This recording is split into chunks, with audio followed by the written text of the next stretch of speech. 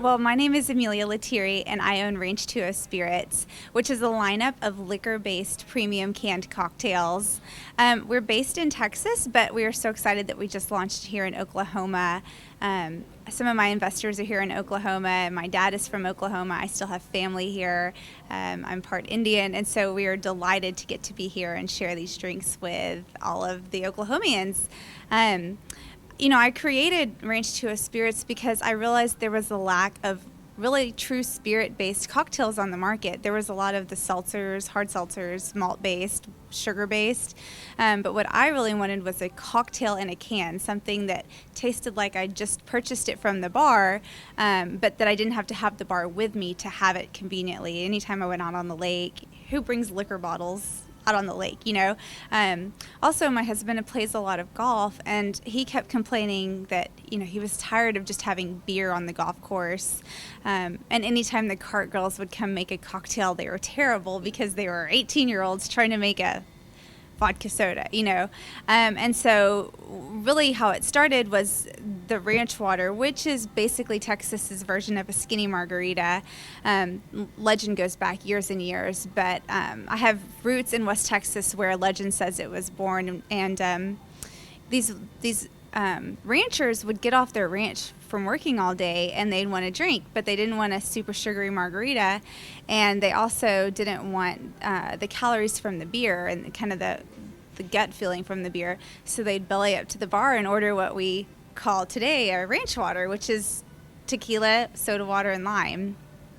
And my husband and I noticed that people in Dallas particularly started to catch on to it in early 2019, and my neighbor texted one day and just said, "Hey, do you have any limes? I want to make a ranch water." And I said out loud, "No, I don't have any limes." And my husband said, "You think there'd be a pre-made ranch water like Bethany Frankel's Skinny Girl Margarita?" I said, "Yeah." So I did a quick Google search, and I was like, "But there's not one."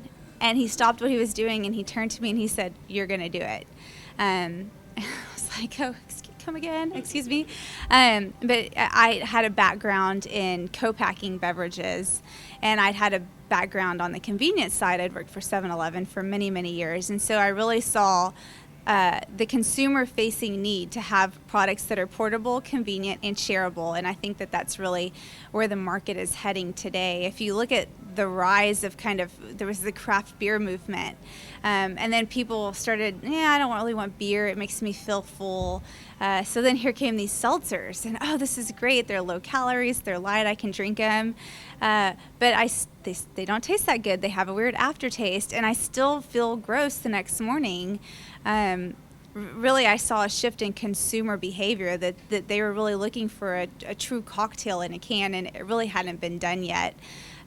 Obviously now on the market, it's quite the emerging segment of the alcohol industry, and you read about canned cocktails coming to market all the time.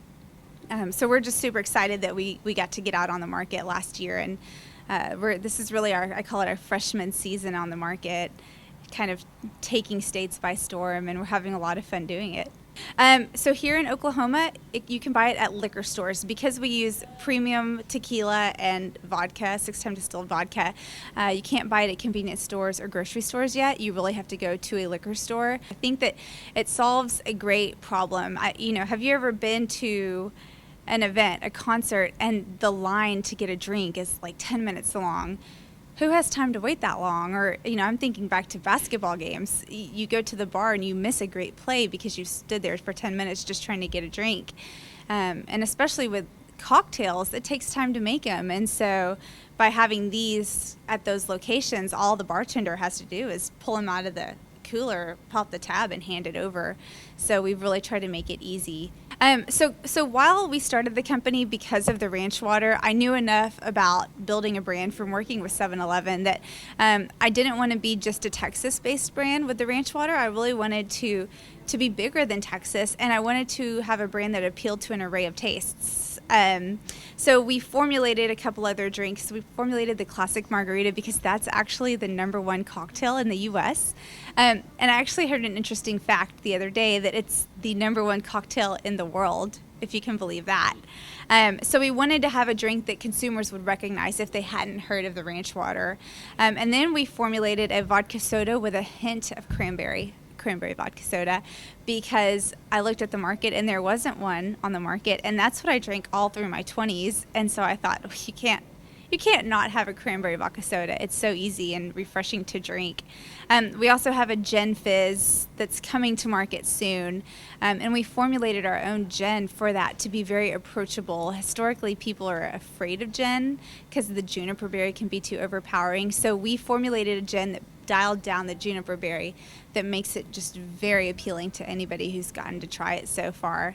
A big thing about the drinks to me was I wanted to feel good drinking them, and so we formulated them to all be 150 calories.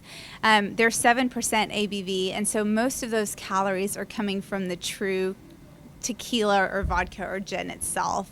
The ranch water only has 2 grams of sugar. The others only have 4 grams of sugar. So low sugar, low calories, but full of flavor. And if you're looking for something refreshing and light and easy to drink, this is the product you're looking for.